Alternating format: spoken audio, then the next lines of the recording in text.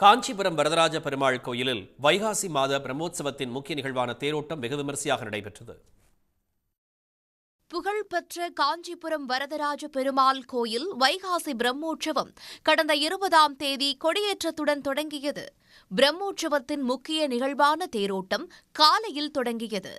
73 அடி உயரமும் 7 நிலைகள் கொண்ட பிரம்மாண்ட திருத்தேர் காந்தி சாலையில் உள்ள தேரடி ஆஞ்சநேயர் கோயிலில் இருந்து புறப்பட்டது.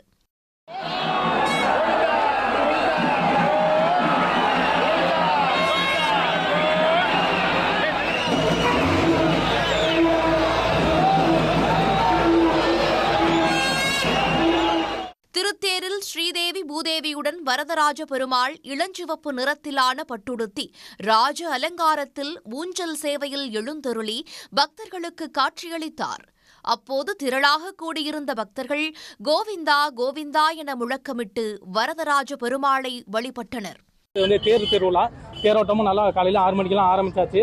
நல்லா, அதாவது போன வருஷத்தை விட இந்த வருஷமும் நல்ல மக்கள் தொகை ரொம்ப அதிக பேர், நிறைய பேர் வந்திருக்காங்க.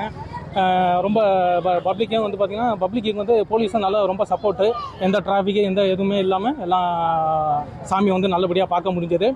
அமைச்சர்கள் செஞ்சி மஸ்தான், அன்பரசன் ஆகியோர் வடம் பிடித்து இழுத்து தேரோட்டத்தை தொடங்கி வைத்தனர். சாமி பார்க்க வந்தோம், செம்மையா நல்ல தரிசனம் பண்ணோம். செம்ம கூட்டம், ரொம்ப க்ரௌடாக இருந்துச்சு. சேஃப்டினா நல்லா இருந்துச்சு. சீக்கிரமாக வந்திருந்தா இன்னும் நல்லா பார்த்துக்கலாம். ரொம்ப கூட்டமாக இருந்துச்சு. எல்லாரும் நிறைய பேர் வீக்கெண்ட்னால நிறைய பேர் வந்திருந்தாங்க. அழகாக தரிசனம் பண்ணோம், நல்லா இருந்துச்சு.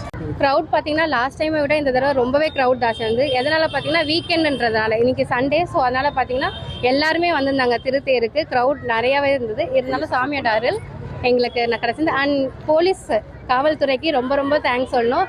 ஏன்னா அவங்களோட சப்போர்ட் எங்களுக்கு நிறையவே இருந்தது. ஏன்னா அத்தனை க்ரௌடையும் அவங்க நல்லாவே ஒரு கண்ட்ரோல் பண்ணி மேனேஜ் பண்ணி எடுத்துகிட்டு போனாங்க. ஸோ காவல்துறைக்கு ரொம்ப ரொம்ப ஒரு ஹேண்ட்ஸ் ஆஃப். ஆயிரக்கணக்கான பக்தர்கள் தேரை வடம் பிடித்து இழுத்து வழிபட்டனர். உடனுக்குடன் செய்திகளை தெரிந்து கொள்ள சன் நியூஸ் பெல் ஐகானை கிளிக் பண்ணுங்க.